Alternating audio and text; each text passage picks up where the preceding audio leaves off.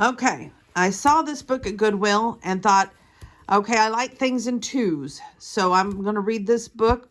This will be the second kids book of the night. Then I'll try to end that other Easter book so I can put it in the bag to go to the candy kitchen. To the Top, a Gateway Art Story by Amanda E. Doyle, illustrated by Tony Waters. Here we go.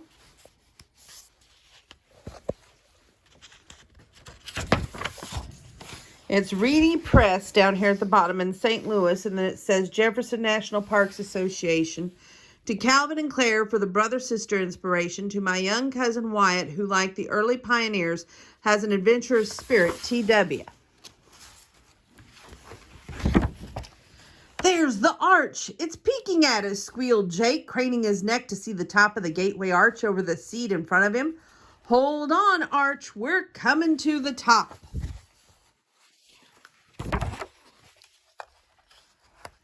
Jake sighed. Ella, the arch can't hear you, and it's not peeking at it, is it, Grandpa?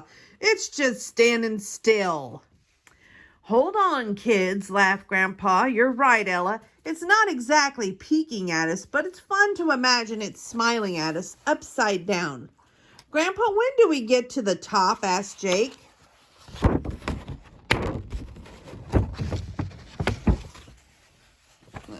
Hold on a second. I think it was skipping a page, but no, it wasn't. Okay. Grandpa recognized that building. It's the old courthouse. We learned about it in school, announced Ella. Lots of people in the pioneer times headed out west from there. Other people went to the old courthouse to ask for their rights and freedom. Jake wished he was old enough to go to school. Ella was always talking about all the things she learned there. Come on, Ella, let's go. We still have to get to the top, said Jake. Ella stopped every few steps to take a picture with her new camera. Finally, they arrived on the grass beneath the arch. The closer they walked, the bigger it looked, until both Jake and Ella had to bend their heads way back to see the very top.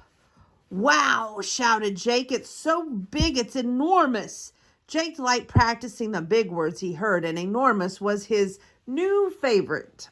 Yep, agreed Grandpa. Can you believe that when your grandpa was a kid, the arch wasn't even here?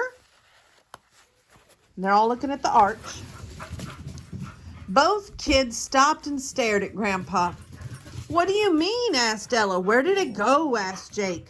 Grandpa laughed. The arch wasn't always here, he explained, but I sure remember it being built when I was only 12 years old. Someone had to build it?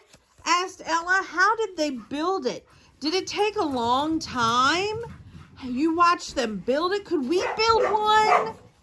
You can't just make a big metal arch out of nothing, her question tumbled out as fast as a waterfall. Cool your jets, Ella, said Grandpa. First, you have to know how it all got started. There was a contest to see who could come up with the best design for a monument to honor the people who expanded our country to the west.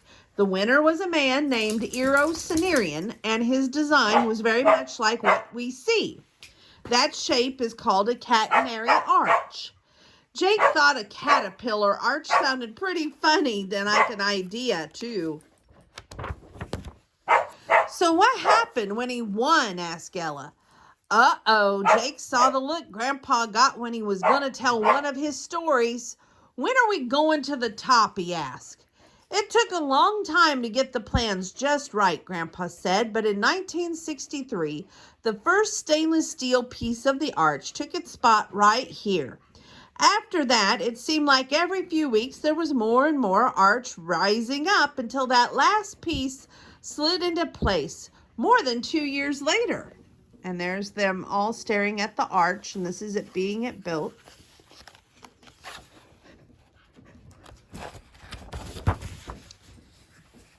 Jake had been walking in circles around Grandpa while he talked.